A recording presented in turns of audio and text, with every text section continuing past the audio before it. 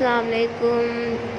I hope so you all are well. Hi, I'm Aksar, English teacher of class 3 from PNA Maripur, Karachi.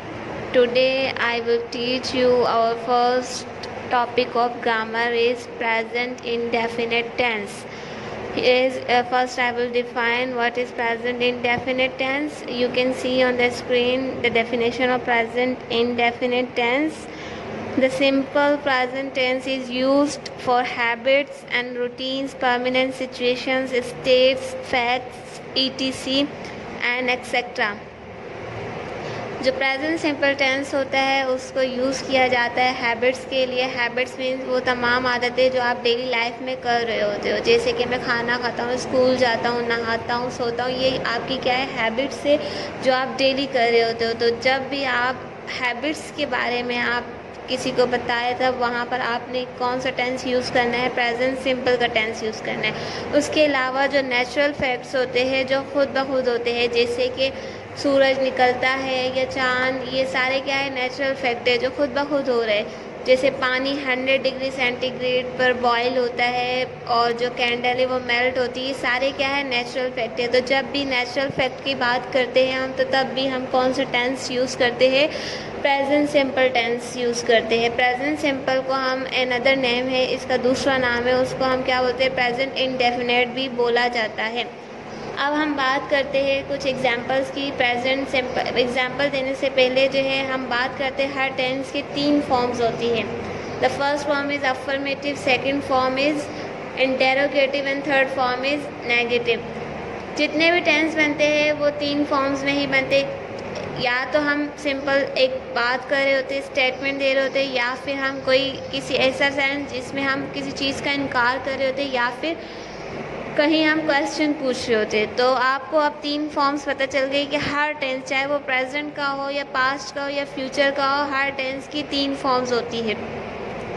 अब हम discuss करते हैं. You can see the rule of present indefinite tense on your screen. Affirmative tense बनाने के लिए जो formula आपकी screen पर आपको दिखाई दे रहा है, सबसे पहले सब्जेक्ट आएगा, देन उसके बाद वर्ब की फर्स्ट फॉर्म. प्रेजेंट सिंपल के लिए हमेशा वर्ब की फर्स्ट फॉर्म का इस्तेमाल किया जाता है. देन उसके बाद ऑब्जेक्ट आएगा. सब्जेक्ट मीन्स काम करने वाला, जो काम करता है, जैसे कि आई, यू, वी, ही, शी, दे, ये सारे आपके क्या है, सब्जेक्ट है. वर्ब एक्शन एंड ऑब्जेक्ट क्या होता है, जिस पर आप काम कर रहे होते हो. अब आ जाते हैं हम नेगेटिव टेंस के फार्मूले की तरफ. आप अपनी स्क्रीन में देख सकते हैं नेगेटिव टेंस का क्या फार्मूला है. सब्जेक्ट प्लस डू या डज, देन उसके बाद नॉट आएगा, फिर वर्ब की first form and then object आएगा. अब आ जाते हैं अब इंटेरोगेटिव की तरफ. क्वेश्चन, इसका क्या फार्मूला है.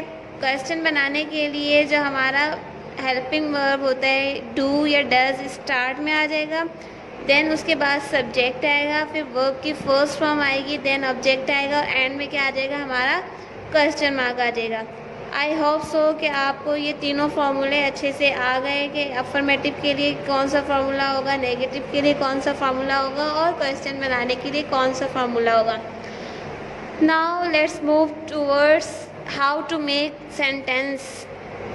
ओके, जो प्रेजेंट इनडेफिनिट टेंस होता है उसकी उर्दू में हम उसको किस तरीके से रिकॉग्नाइज करेंगे या पहचानेंगे. अब प्रेजेंट इनडेफिनिट को हम किस तरीके से रिकॉग्नाइज करेंगे, किस तरीके से इसकी पहचान है, उर्दू में इसकी पहचान है. एंड में क्या आता है, ताहे, तीहे, तेहे आता है. अब हम सबसे पहले सब्जेक्ट्स के बारे में डिस्कस कर लेते हैं कि सब्जेक्ट मीन्स काम करने वाला. I, we, you, they, he, she, it, singular, name, plural, these all are subjects. अब सब्जेक्ट्स में भी कैटेगरीज है, first person, second person, third person. First person means first person हमारे कौन से होते हैं, आई और बी.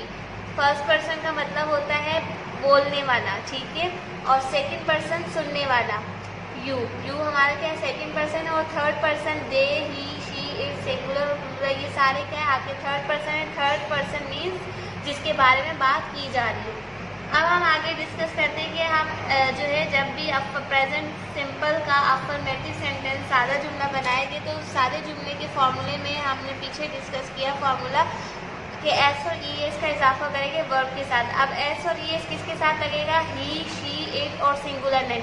ये थर्ड पर्सन जो है आपके, ये जो 4 सब्जेक्ट्स मैंने आपके सामने मेंशन किए, जब भी ये 4 सब्जेक्ट्स आपके आएंगे आपने उस वर्ब के साथ क्या लगाना है? एस और ई एस लगाना है। अब एस किसके साथ लगेगा? वो कौन से वर्ब है जिनके साथ एस लगेगा, और वो कौन से वर्ब है जिनके साथ ई एस लगेगा।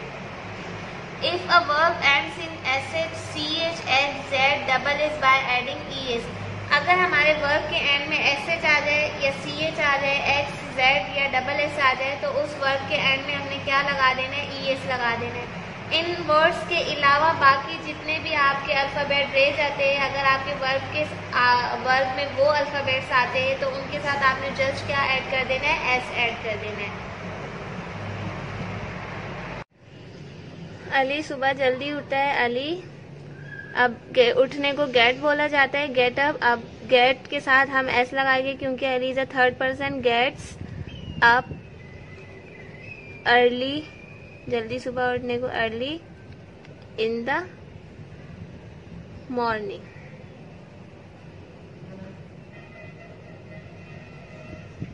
नेक्स्ट 5, वो रोज अपने दांत ब्रश करता है। He brush. अब ब्रश के एंड में देखिए थर्ड पर्सन है ना, ही, तो हमें एस ओ एस लगाना पड़ेगा। एस एच आया, अब एस एच आएगा तो उसके साथ हमने क्या लगाना है? E S. He brushes his teeth, क्योंकि अपने टीथ वो ब्रश करता है। His teeth daily.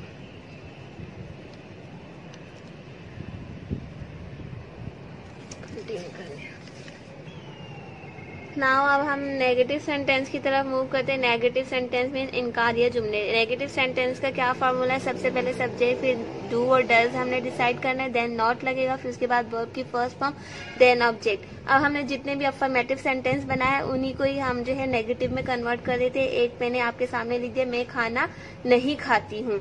मैं खाना नहीं खाती हूँ। अब इसका नेगेटिव है, सबसे पहले क्या है? अकॉर्डिंग टू फॉर्मूला सब्जेक्ट में आई, देन उसके बाद डू और डज लगाना है। डू किसके साथ लगेगा? आई के साथ क्या लगना चाहिए? डू। आई डू, देन उसके बाद क्या प्लेस करना है? नॉट। आई डू नॉट, फिर उसके बाद वर्ब। वर्ब इसमें क्या है? खाती, eat. I do not eat, then object क्या है? Food. I do not eat food. मैं खाना नहीं खाती। सेकेंड हमारा क्या टेंस था? He does not, he writes a book. अब इसका नेगेटिव बनाना है, ही does not write। अब जब आप नेगेटिव बनाओगे तो आपने जो एस और ई एस का इजाफा किया होता है वो उसके साथ हट जाता है, और सिंपल राइट्स जो पिछले सेंटेंस में था उसको हम जस्ट राइट लिखेंगे। ही does not right a book. ये बात आपने अपने जहन में रखनी है। जब भी आप नेगेटिव बनाओगे या फिर इंटेरोगेटिव सेंटेंस हम आगे बनाएंगे तो जो हमने वर्ब के साथ एस और ई एस का इजाफा किया था अफर्मेटिव सादा जुमला बनाते हुए, नेगेटिव और क्वेश्चन बनाते हुए, उस एस और ई एस को हमने रिमूव कर देना है और सिंपल जैसा वर्ब लिखा जाता है वैसे ही लिखेंगे। थर्ड हमारी एग्जाम्पल थी, we play in garden. We के साथ डू लगना है। Do not play in garden. Next Ali gets up early in the morning. इसको नेगेटिव में चेंज करना है। Ali is the third person, तो थर्ड पर्सन के does not, Ali does not get. अब वहां पीछे गेट था, आपको मैंने बता दिया rule, get up early in the morning।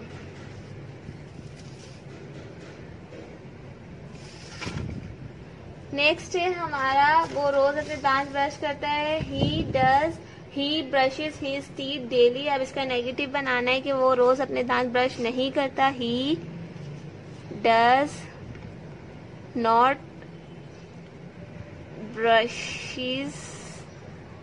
Brush आएगा, ठीक है, ई एस नहीं लगाना। ही does not brush his teeth daily। Now अब हम मूव करते हैं interrogative sentences. Interrogative sentences means question, ठीक है, सवालिया जुमले। फॉर्मूला क्वेश्चन बनाने का क्या है, डू और डज स्टार्ट में लगेगा, देन उसके बाद सब्जेक्ट प्लेस करेंगे, देन वर्ब की फर्स्ट फॉर्म, देन ऑब्जेक्ट, और फिर उसके बाद क्वेश्चन मार्क लगाना लाजमी है इंटेरोगेटिव सेंटेंस में। अब इन्हीं सेंटेंस को जो हमने स्टार्ट में बनाए थे उसी का ही इंटेरोगेटिव बनाते हैं। पहले हमने बनाया था वो खाना खाता है, फिर हमने उसका नेगेटिव बनाया था वो खाना नहीं खाती, फिर उसका ही क्वेश्चन बनाना है क्या मैं खाना खाती हूँ। अब क्या मैं, आई है ना, आई के साथ क्या लगता है डू, तो डू स्टार्ट में आएगा, देन आई प्लेस करेंगे क्योंकि सब्जेक्ट, फिर उसके बाद verb, do I eat food, then object, और फिर उसके बाद क्वेश्चन मार्क। सेकंड सेंटेंस था ही राइट्स अ बुक, क्या मैं किताब लिखता हूँ, तो क्या ही के साथ क्या लगेगा डज, देन उसके बाद does he write a book. अब देखिए यहाँ पर मैंने राइट सिंगल लिखा है, इसके साथ एस और एस नहीं लगाया। मैंने आपको पहले ही रूल बता दिया, जब आप क्वेश्चन और नेगेटिव बनाओगे तो जो एस और एस का इजाफा आपने किया होता है वो क्वेश्चन और नेगेटिव बनाते हुए एस और एस हट जाता है। Does he write a book. Third है हमारी example, we play in garden. अब इसका क्वेश्चन बनाना, क्या हम गार्डन में खेल रहे थे, खेलते हैं, डू, वी के साथ डू लगेगा, we play, do we play in garden, क्या हम गार्डन में खेलते हैं। अब बाकी जो I hope, dear students, you all are got it very well. If anyone have a little bit confusion, so you can ask me. I will resolve your all problems. Today your assignment is that you can see on your screen some sentences are present in Urdu. You have to convert this sentence into English. And the second assignment is that one worksheet present in your handouts regarding simple present. You have to solve this worksheet, and I will check, and also prepare yourself for questioning. I will ask some question regarding present simple. Stay home, stay safe, stay lives. Take care. Allah Hafiz.